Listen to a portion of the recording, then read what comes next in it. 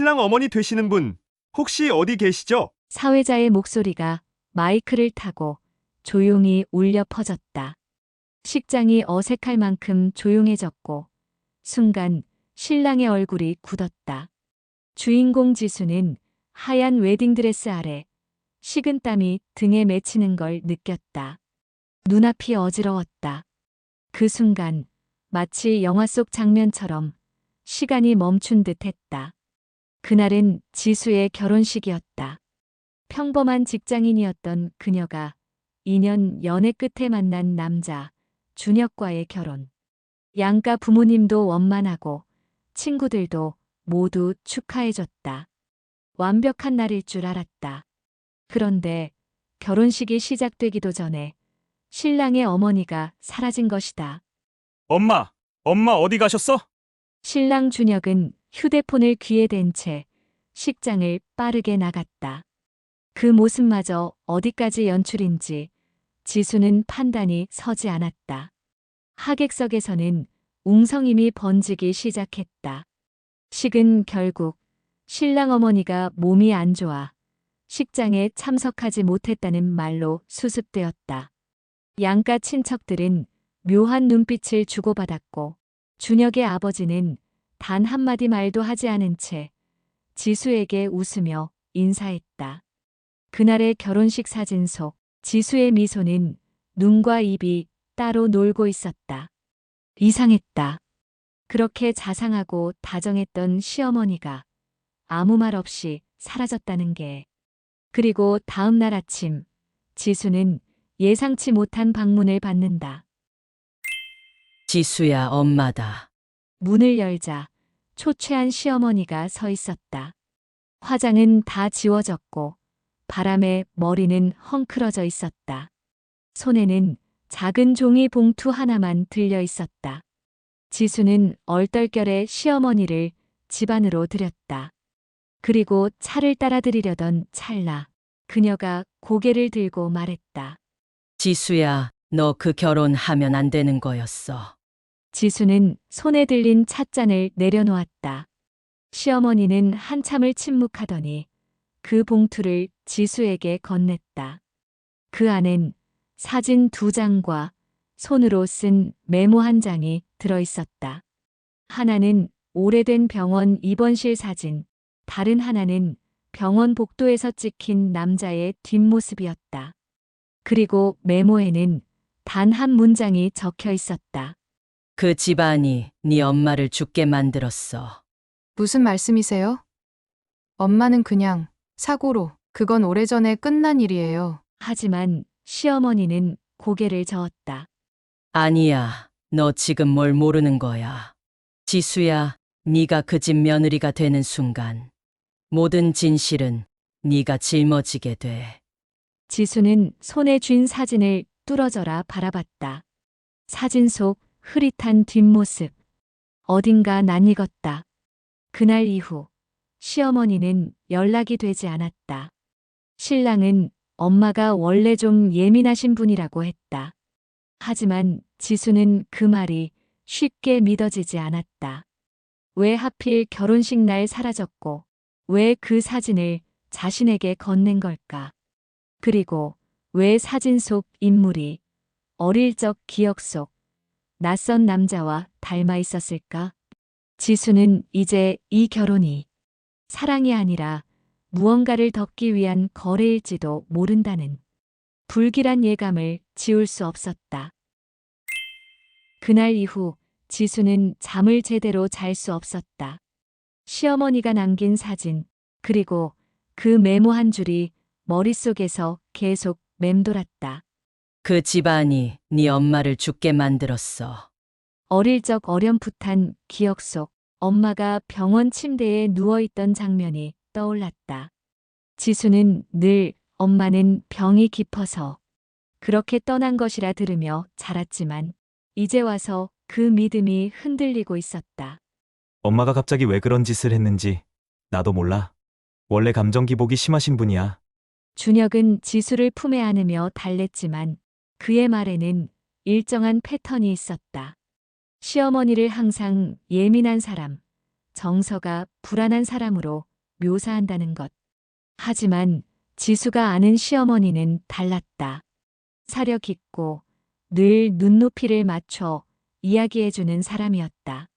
그런 분이 결혼식 당일에 사라질 정도로 충동적일까? 지수는 더 이상 말로만 설명되는 관계에 만족할 수 없었다. 며칠 뒤 시어머니가 결혼식 날 사라진 후 서울 근교에 있는 한 폐성당에 있었다는 정보가 전해졌다. 처음엔 연락을 피하기 위한 잠적으로 여겼지만 그 장소가 지수 어머니의 장례식이 치러졌던 장소와 동일하다는 사실을 알고 지수는 몸을 떨었다. 지수는 몰래 그 성당을 찾았다. 그리고 그곳에서 발견한 것은 시어머니의 낡은 일기장 한 권이었다. 그날 그 수술은 하지 말았어야 했다. 그 아이는 살아남지 못했지만 보호자는 몰랐다. 나는 끝까지 반대했지만 병원 측은 덮으려 했다. 지금도 그날의 복도가 내 꿈에 나온다. 수술, 보호자, 덮으려 했다. 이건 단순한 감정 기복의 기록이 아니었다.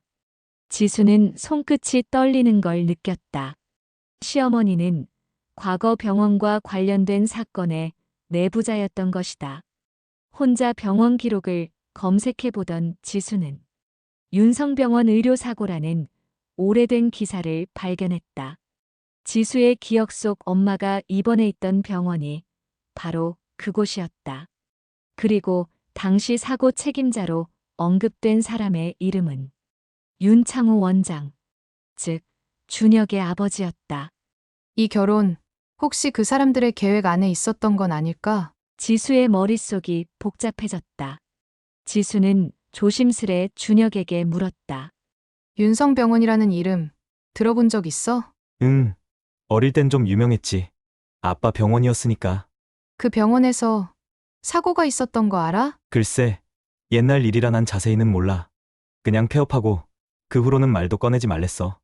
말투는 담담했지만 그의 눈빛은 어느 순간 회피성 방향으로 미세하게 흔들렸다. 며칠 후 지수는 우연히 시댁 창고에서 발견한 상자 하나를 열었다. 그 안엔 정리되지 않은 낡은 앨범과 오래된 사진들이 있었고 그 속에서 지수는 자신의 어린 시절 사진과 지수를 병원에서 안고 있는 한 남자의 사진을 발견했다. 그 남자는 지수가 예전에 기억해낸 병실 복도의 뒷모습과 동일했다. 그리고 그의 얼굴은 지금의 시아버지 윤창호와 너무도 닮아 있었다. 지수는 거실 소파에 앉아 무릎 위에 사진을 올려두고 한참을 바라봤다. 흐릿한 흑백 사진 속에서 아이를 안고 서 있는 남자의 표정은 보이지 않았지만 사진 뒷면에 또박또박 적힌 글씨는 선명했다. 지수, 첫 통원날. 1999년 10월 14일.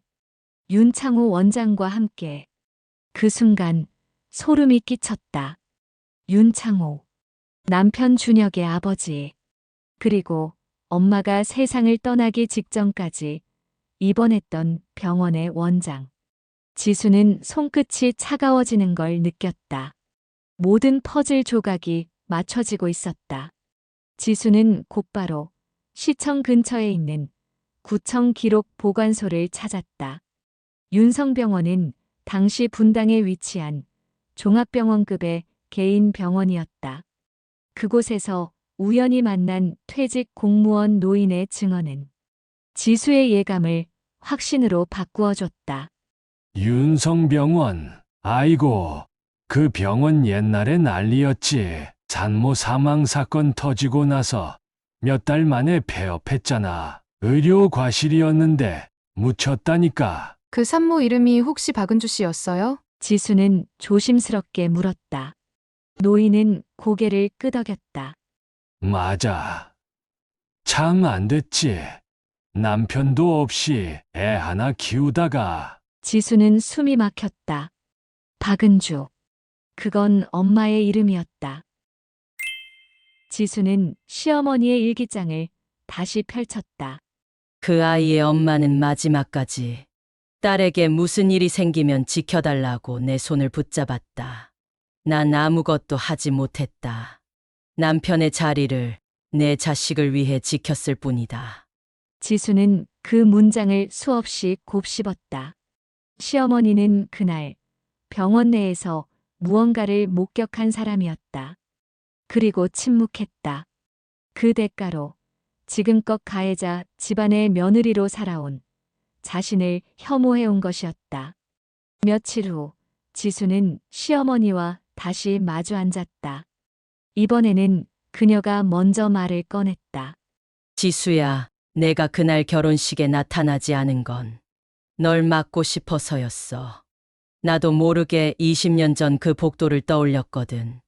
너희 엄마가 누웠던 병실, 그리고 내 남편이 입을 다물었던 그 회의실. 지수는 눈을 떨며 입을 열었다. 그럼 알고 계셨던 거예요? 그 사람이 제 엄마였다는 걸요? 알고 있었어, 오래 전부터. 그래서 더 말을 못했어.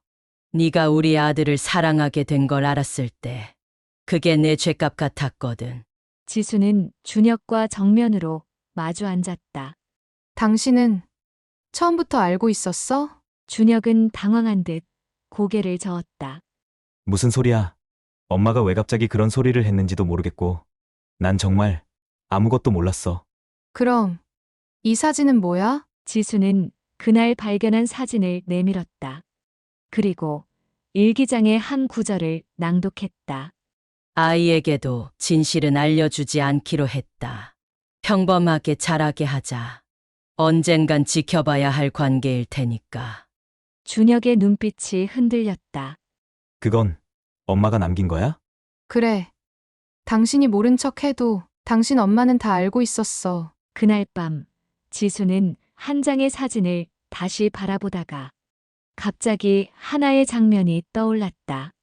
어릴 적 병실 문틈으로 누군가를 바라보던 기억. 그 사람은 흰 가운을 입고 지수를 보며 미소 짓고 있었다. 그 사람의 눈매와 인상이 지금의 준혁과 너무도 닮아 있었다. 지수는 다시 일기장을 펼쳤다. 그 아이는 언젠가 진실을 알게 될 것이다. 그리고 그 선택은 내 것이 아니라 그녀의 몫이다. 비 오는 날이었다. 지수는 혼자 친정 근처 오래된 골목길을 걸었다. 젖은 아스팔트 위 구두 끝이 미끄러지는 것도 모른 채 생각은 한 가지뿐이었다. 이 결혼은 진심이었을까? 아니면 내가 속은 걸까? 지수는 어릴 적 기억을 꺼내기 시작했다. 입원실 하얀 천장, 침대 위에 엄마, 문 너머로 누군가 서성이는 그림자, 그리고 창문 너머 복도에서 지수를 바라보던 남자아이. 그 눈동자, 웃고 있었지만 어딘가 슬펐다. 지수는 그 아이가 준혁이었음을 깨달았다. 지수는 시댁 서재에서 다시 하나의 봉투를 발견했다. 그건 시어머니가 결혼 전에 따로 보관하던 서류들이었다. 그중 한 장의 서류 표지에 쓰여 있던 글귀가 지수를 멈춰 세웠다. 윤성병원 피해자 가족 리스트. 보상 대상 A-3 박은주 사망. 가족 박지수 미성년. 손이 덜덜 떨렸다. 서류는 병원 측에서 정리한 의료사고 은폐 문건이었다. 거기엔 지수의 이름이 분명히 있었다. 지수는 그날 준혁과 다시 마주 앉았다. 이걸 본 거야? 지수가 서류를 내밀었다. 준혁은 그걸 보자마자 표정을 굳혔다. 그는 더 이상 아무 말도 하지 않았다. 지수는 조용히 물었다. 처음부터 날 알고 있었던 거지? 준혁은 고개를 들지 못한 채 입을 열었다. 처음엔 그냥 그저 당신이 누군지 알고 싶었어. 지수는 눈을 감았다. 그게 다야? 우연히 만났다고 했잖아. 소개팅이라고 했잖아. 그날 모든 게 다 계획된 거였어? 준혁은 천천히 고개를 들었다. 그땐 그래 맞아. 처음은 진짜 내가 먼저 다가갔어. 지수는 입술을 깨물었다. 심장이 쿵 하고 내려앉는 소리가 들리는 것 같았다. 그럼 이 결혼도 당신 아버지를 위해서였어? 아니야. 처음엔 그냥 당신이 어떤 사람인지 알고 싶어서 시작했어. 근데 어느 순간 진짜로 당신이 좋아졌어. 나는 당신을 지키고 싶었어. 지수는 눈물을 흘리지 않았다. 그저 말없이 자리에서 일어났다. 당신은 날 이용한 거야. 지수야, 당신 아버지는 우리 엄마를 죽였고, 당신 어머니는 침묵했고, 그리고 당신은 그 모든 걸 알고도 날 사랑한 척 했어. 지수는 집으로 돌아와 어릴 적 추억 박스에서 엄마의 편지를 꺼냈다. 지수야, 어떤 날엔 세상이 전부 너를 속이더라도 그 안에 네가 놓지 말아야 할 것 하나만 기억해. 사랑이든 진실이든 그건 네가 선택하는 거란다. 지수는 한참을 울었다. 복수를 택할 수 있었고 진실을 터뜨릴 수도 있었다. 하지만 그녀가 가장 무서웠던 건 자신조차 누군가를 믿지 못하게 된 마음이었다. 그날 아침 지수는 다시 웨딩드레스를 꺼냈다. 깨끗하게 드라이된 하얀 드레스는 그녀가 아직도 시작되지 못한 결혼을 품고 있었다. 드레스 자락을 조용히 쓰다듬으며 지수는 마음속으로 되뇌었다. 이제는 내가 내 인생의 주인이 될 거야. 시댁에서 마련한 재단 창립 30주년 기념 행사. 윤창호 회장의 인터뷰가 예정된 그 자리. 지수는 의도적으로 그 무대를 선택했다. 관계자들과 언론이 북적이는 가운데 지수는 검은 정장을 입고 등장했다. 사회자가 놀란 눈으로 다가오려 했지만 지수는 마이크를 들었다. 이 자리를 빌려 윤성병은 의료사고 피해자의 유가족으로서 공개적으로 말씀드리고자 합니다. 그 순간 좌중이 얼어붙었다. 지수는 떨림을 억누르며 말했다. 저는 고 박은주 씨의 딸입니다. 어머니는 20년 전 윤성병원에서 의료사고로 사망하셨습니다. 하지만 병원은 이를 은폐했고 이후 그 사실을 입막음하기 위한 방식으로 제게 접근해왔습니다. 저는 그 가해자의 아들과 결혼했고 아무것도 모른 채 그들의 침묵과 죄책감 속에 살 뻔했습니다. 기자들의 셔터 소리가 우레처럼 쏟아졌다. 윤창호 회장은 얼어붙은 얼굴로 지수를 바라봤고 그 옆에서 준혁이 조용히 눈을 감았다. 행사가 끝난 후 지수는 행사장을 나서다. 한 구석에 앉아있던 준혁과 마주쳤다. 그의 정장은 구겨졌고 넥타이는 풀어진 채였다. 그게 너의 선택이었구나. 지수는 고개를 끄덕였다. 내가 아니면 아무도 진실을 꺼내지 않았을 거야. 준혁은 한참을 말없이 있다가 조용히 말했다. 처음엔 진짜 그냥 알고 싶었어. 근데 너를 사랑하게 된 건 거짓이 아니었어. 지수는 고개를 저었다. 너무 늦었어. 그 사랑을 지킬 수 있는 방법은 진실 앞에 서는 용기였어. 넌 끝까지 침묵을 선택했지.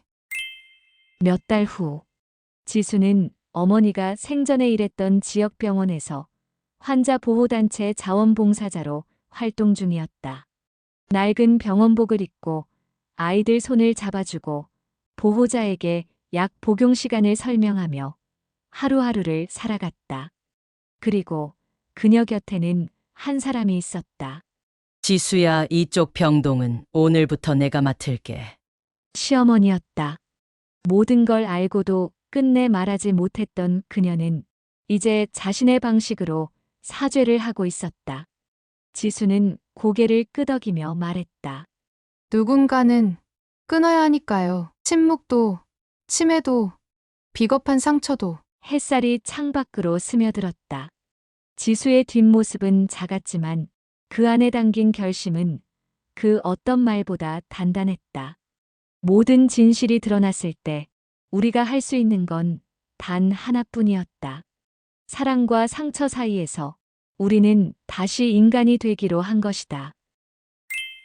오늘 이야기 어떻게 보셨나요?